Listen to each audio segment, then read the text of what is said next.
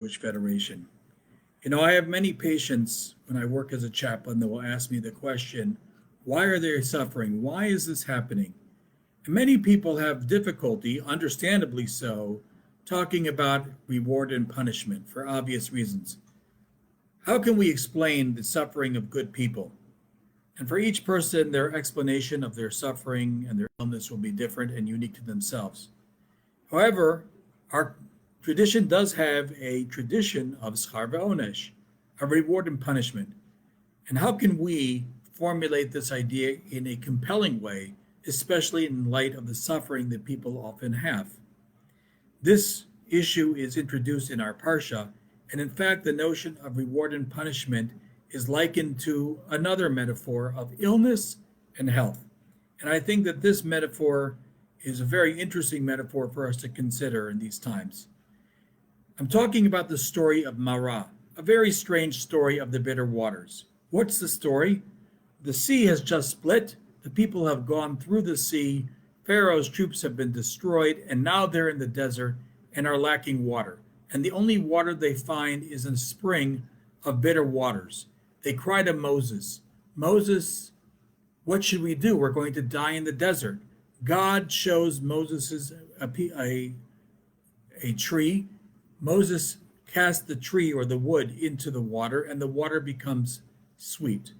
And then, as the people drink the water, we are given a lesson that Moses is supposed to teach the children of Israel. God says, if you will diligently listen to the voice of God and will do what is right in God's eyes and will listen to the commandments and keeps the statutes, then I will put none of the diseases that I put upon the Egyptians upon all of you, for I am the Lord your healer. So basically, Kol ha'machalot asher samti mimitzrayim lo asim elecha, ki ani Hashem rofecha. Do all the mitzvot, do all the righteous acts, and all the illness of Egypt will not be put on you. What illness are we talking about?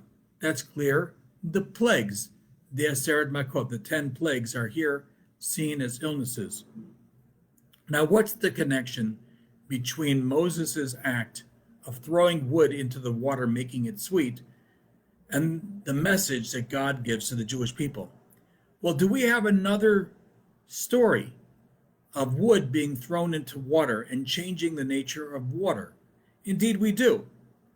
We have the first plague of blood. There, a staff is thrown into the water, and the water turns to blood. Here, wood is thrown into the water, and the water becomes potable. In the first, the source of life becomes death, and in the second story, the source of death, the bitter water, becomes life. Thus, what is the message here? The message is when we live in alignment with God, that's what brings life. Or not living in alignment with God brings death. You need a proof? Ask the Egyptians. Ask what happened to the Egyptians. The same staff, the same wood brings life and death. The difference is not the nature of that wood. Rather, it's whether or not you are living in accordance with the law of God, whether you're living in accordance with what is good and what is just. In fact, Ibn Ezra, the famous medieval commentator, says this specifically. He says, here in this situation, God has done a wonder and its opposite, and therefore we are enjoined not to rebel against God, but to love God, for it shall be good for all of us.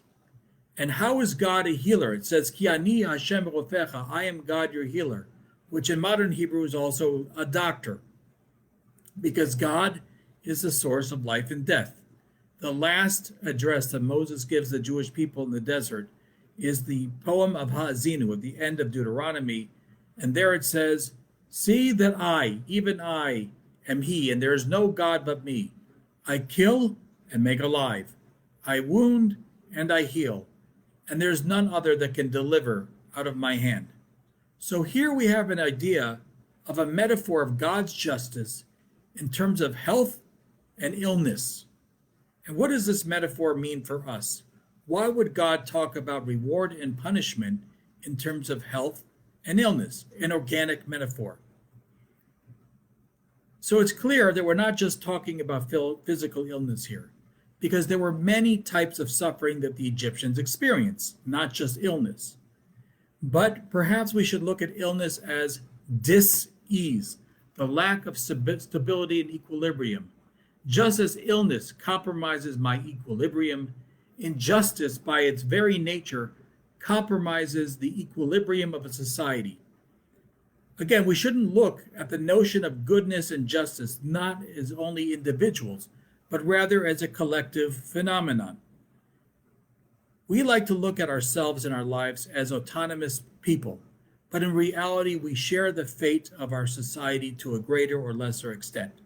Thus, in war, many righteous people will die, and not because of their own deeds, that they did something wrong, but they are swept within the larger currents of history. Consider the following. You are living in a house, and a floorboard begins to rot. Now, probably one floorboard won't make a difference, but over time, over years, the integrity of the structure will falter because of the lack of maintenance. You might be in prime health, but that will not prevent you from falling through the floor. Your fate is going to be determined by the house in which you live. Let's think about another example. Consider a smoker who gets cancer. Does he deserve it? No, not necessarily. He might be the most wonderful person in the world, a very righteous individual who happens to smoke. But still, we know that smoking is ill-advised, and when you have carcinogenics in your system, cancer is more likely to happen. However, even if you do not smoke, but your life is surrounded by smokers, you will still have health impacts. This is the rule of our bodies. They do not tolerate carcinogens in the environment, regardless of how you are exposed, whether you were smoking it or whether people around you were smoking. And perhaps this is what the Torah is telling us with this organic metaphor to describe good and evil, mitzvot and sin, Israel and Egypt.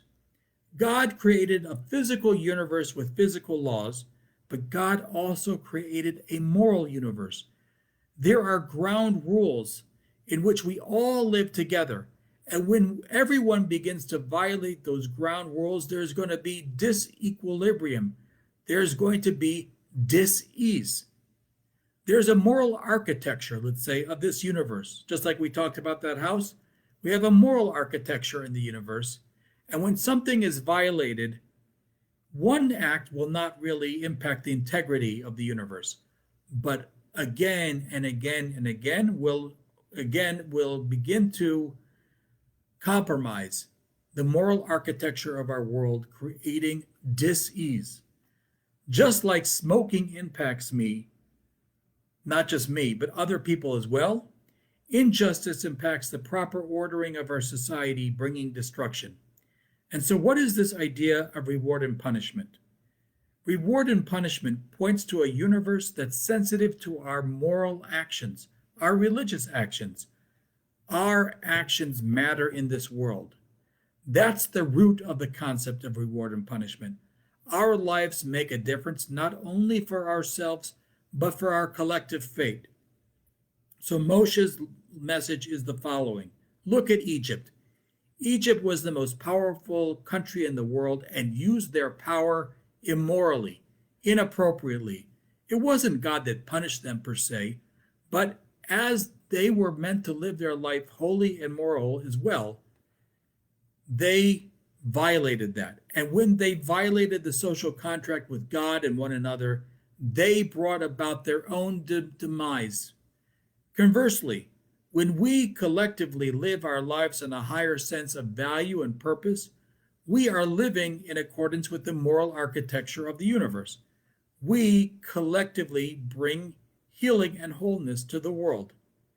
This is not just a challenge for each individual, but a challenge for society, because again, all of us are interconnected in a web. It's a collective responsibility for each of us to play our roles. And this was the challenge that Moses gave, or God gave, to the Jewish people at Marah. Each of us have a role to play in the collective healing and illness of our society. Wishing all of you a Shabbat Shalom.